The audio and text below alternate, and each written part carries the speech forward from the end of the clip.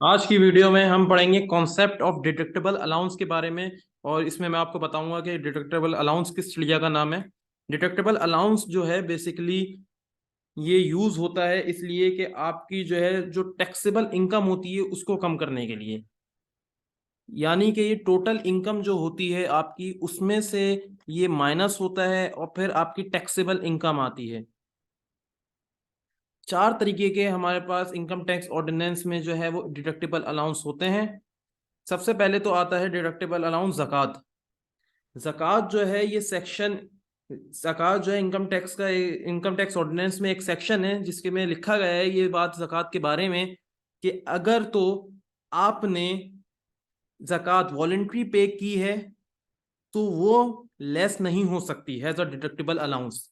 लेकिन अगर आपने ज़कात एज पर उशर ऑर्डिनेंस 1980 के तहत पे की हुई है या पे की है तो आप जो है ज़कात को as a deductible allowance claim कर सकते हो, लेस कर सकते हो और अपनी टैक्सेबल इनकम अपनी टोटल इनकम में से इसको माइनस करा सकते हो।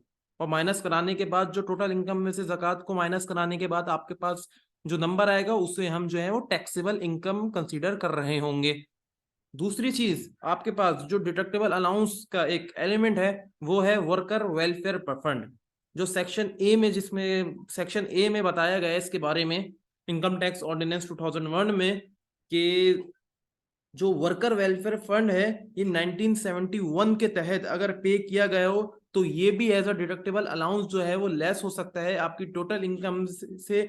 और जो है उसके बाद लेस होने के बाद जो है आपका जो नंबर कैलकुलेट होगा उसे हम टैक्सेबल इनकम कह रहे होंगे। या 18 कॉन्स्टिट्यूशन अमेंडमेंट 2010 के तहत अगर आपने वर्कर वेलफेयर फंड पे किया है तो भी आप इसको as a deductible allowance claim कर सकते हो। फिर तीसरा एलिमेंट हमारे पास आ जाता है वर्कर पार्टिसिपेशन फंड के बारे में। वर्कर पार्टिसिपेशन फंड जो है अगर ये आपने 1968 के तहत किसी भी कंपनी ने पे किया हो तो ये company as a deductible allowance जो है वो क्लेम कर सकती है और टोटल इनकम में से लेस करा सकती है और टैक्सेबल इनकम का नंबर जो है वो कैलकुलेट कर सकती है।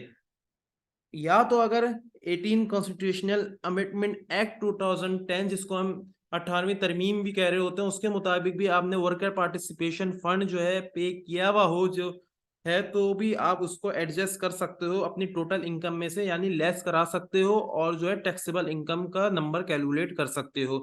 तीसरा आ जाता है एजुकेशनल एक्सपेंस के बारे में जो है सेक्शन डी में बताया गया है इनकम टैक्स ऑर्डिनेंस में। अच्छा, इस एजुकेशनल एक्सपेंस में जो है ये वही एक इंडिविजुअल क्लेम कर सकता है यानी कंपनी वगैरह जो है कंपनी या एओपी जिसे हम पार्टनरशिप भी कहते हैं वो क्लेम इसको नहीं कर सकती।